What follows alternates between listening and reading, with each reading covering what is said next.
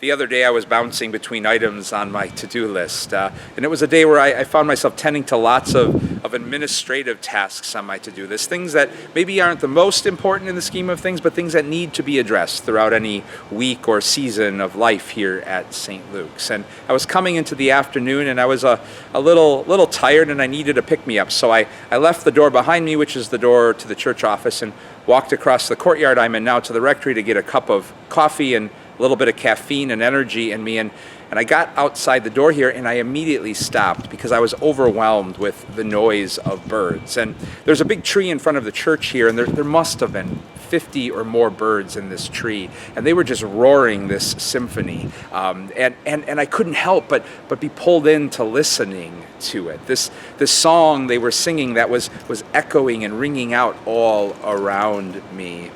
I can't tell you all of the tasks I checked off my list that day, but I'm sure that experience of those birds and their song will stick with me for a while, because I somehow found the grace to be pulled into some holy listening.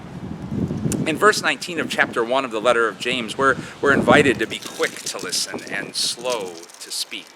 Such practical wisdom, but it's wisdom that I know I need to practice a whole lot more in my life. And if you're in that same boat, then let's pray for the grace to answer the invitation to pause and pray today by being a bit more quick to listen in our lives and slower to speak. Because while we know that God longs to and wants to hear us, when we're quick to listen, we also discover that equally magnificent gift, that God also longs to sing and to speak to us in wonderfully redemptive ways. God's peace and blessings to you all.